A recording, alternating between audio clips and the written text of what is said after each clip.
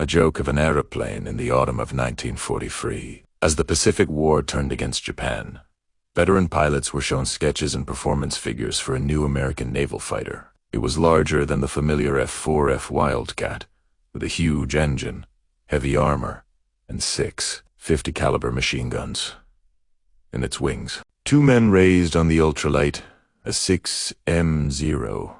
The Hellcat looked like the opposite of everything they believed about aerial combat.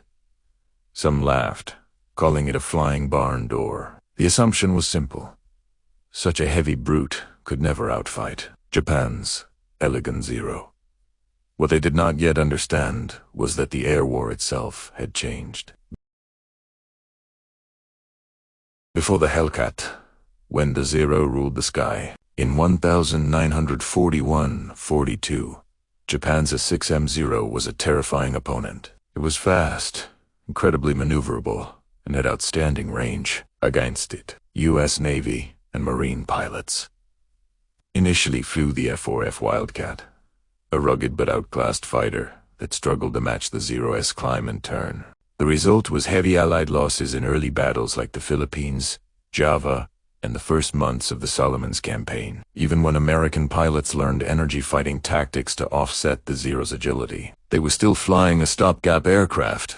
The U.S. Navy knew it needed something new, a carrier fighter that could survive hits that would tear a Zero apart, hit harder with concentrated firepower, dive and climb away from trouble, and be built in massive numbers by U.S. industry. Grumman Aircraft was already working on a successor to the Wildcat before Pearl Harbor. The war turned that project into an emergency. Designing a Zero killer, Leroy Grumman and his team didn't just scale up the Wildcat. They designed an almost entirely new aircraft, the F6F Hellcat, around the powerful Pratt and Whitney R-2800 double wasp radial engine, about 2,000 horsepower in its early form. Key choices shaped the Hellcat's personality, power, and speed. A big radio engine gave the Hellcat a top speed around 380 to 390 miles per hour, with excellent dive performance and a strong climb at combat altitudes. Firepower: 6.50 caliber Browning machine guns in the wings, with plenty of ammunition, meant it could shred fragile Japanese fighters and bombers in a short burst. Protection: armor around the cockpit and engine, plus self-sealing fuel tanks let pilots survive hits that would ignite a Zero. Carrier manners: a wide-track landing gear made deck landings far safer than with earlier U.S. naval fighters. Range: nearly 950 miles. Combat radius with drop tanks meant it could escort bombers and stay over the target. Just as important, Grumman designed the Hellcat to be easy to manufacture. By the time production ended in 1945, U.S. factories had built about 12,275 Hellcats, a staggering number for a high-performance fighter. Baptism of fire: Marcus, Wake, Rabo. Tarawa, the first F6 F3S, reached the fleet in early 1943. They entered combat in August, flying from USS Essex and other carriers during raids on Marcus Island and Wake Island. In those early battles, Hellcat pilots quickly realized they no longer had to fight on the Zero's terms. At Tarawa, in November 1943, Hellcats claimed around 30 Japanese fighters for the loss of a single F6F over Rabo. That same month, Hellcats and F4U Corsairs tangled all day with large Japanese formations and left much of the defending Air Force in ruins. American pilots were taught a simple rule when facing the Zero: don't get into a low-speed turning fight. Use your superior speed, dive, and roll to strike hard, then climb away. The Hellcat was built for exactly that style of combat. When misidentification killed, Robert Duncan versus Sueda, one of the most famous early encounters came from Ensign Robert Wayne Duncan of VF-5 aboard USS Yorktown. In October 1943, he engaged Japanese ace warrant officer Toshiyuki, who had previously shot down multiple American aircraft, including Wildcats.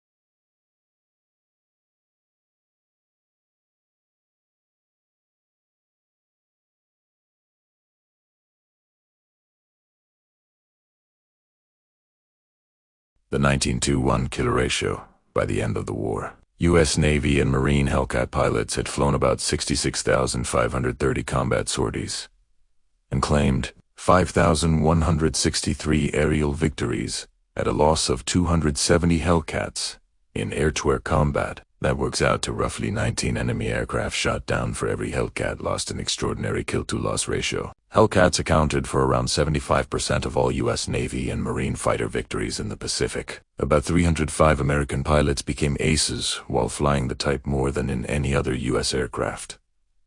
Those numbers didn't come from the airplane alone. The Great Marianas Turkey Shoot. The moment that cemented the Hellcat's legend came on the 19th of the 20th of June 1944 in the Battle of the Philippine Sea. During the U.S. offensive against the Mariana Islands, Japan committed its rebuilt carrier air arm, roughly 450 carrier aircraft plus hundreds based on nearby islands, hoping for a decisive battle. Instead, U.S. radar and fighter direction controllers vectored waves of Hellcats against incoming Japanese strikes long before they could reach the fleet. In 2 days of fighting, U.S. aviators and anti-aircraft gunners destroyed several hundred. Japanese aircraft estimates range around 550 to 645, while losing just over 100 of their own, many to accidents during night recoveries. In air-to-air combat, Hellcat losses were tiny compared to the number of Zeros and dive bombers they shot down. American pilots started calling it the Great Marianas Turkey Shoot because the engagement felt so one-sided. The battle effectively destroyed Japan's trained carrier air groups. After the Marianas, most surviving Japanese carriers were little more than decoys, and Japan increasingly resorted to kamikaze tactics.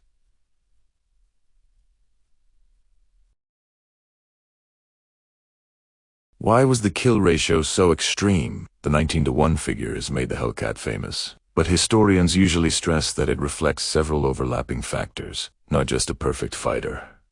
1. Aircraft design. The Hellcat had better speed, dive, and high-speed roll than the Zero, plus much stronger firepower and armor. In a boom-and-zoom fight, it held most of the cards. 2. Mass production and logistics. U.S. factories produced Hellcats and replacement engines, parts, and fuel in quantities Japan simply couldn't match. Pilots flew more training hours, more often, in better-maintained aircraft. 3. Pilot training. Early in the war, Japan's naval aviators were superbly trained but hard to replace. By 1943-44, many of those veterans had been killed, and new pilots were rushed to the front with limited flight time. The U.S., by contrast, expanded its training pipeline and rotated experienced pilots into instructor roles. 4. Technology and tactics. Radar-equipped picket ships and fighter direction centers allowed U.S. controllers to guide Hellcats onto incoming raids with precise timing, often giving American pilots altitude and position advantages before a single shot was fired. 5. Changing context. By mid-war, the Zero was no longer cutting-edge. It remained agile, but was under-armored and increasingly outclassed by newer U.S. fighters like the Hellcat and Corsair. Japanese industry struggled to field improved designs like the Kawanishi N1K in meaningful numbers, so the Hellcat's 19-to-1 ratio is Rio for claimed kills versus combat losses. But it tells the story of a whole system: aircraft design, industrial capacity, training, and doctrine. Legacy of the Ace Maker. By 1945, the Hellcat had fought in every major Pacific campaign, from the Central Pacific Thrust to the Philippines and Okinawa. In addition to its fighter role, it dropped thousands of tons of bombs and fired rockets against ships and ground targets. The U.S. Navy's top ace, Captain David McCullough, scored all 34 of his victories in Hellcats, and later praised the aircraft for its ruggedness and easy handling. The British Fleet Air Arm also flew Hellcats under Lend-Lease in Europe and the Far East, and found the type competitive with German fighters like the Bf-109 and Fw-190. When the war ended, the Hellcat was quietly retired in favor of newer designs like the F8F Bearcat and later jet fighters, but its record remained unmatched. A tough, forgiving fighter that allowed ordinary pilots, backed by a powerful industrial and training machine, to dominate the skies. The plane the Japanese aces once mocked as a clumsy brute had become the symbol of American air superiority in the Pacific.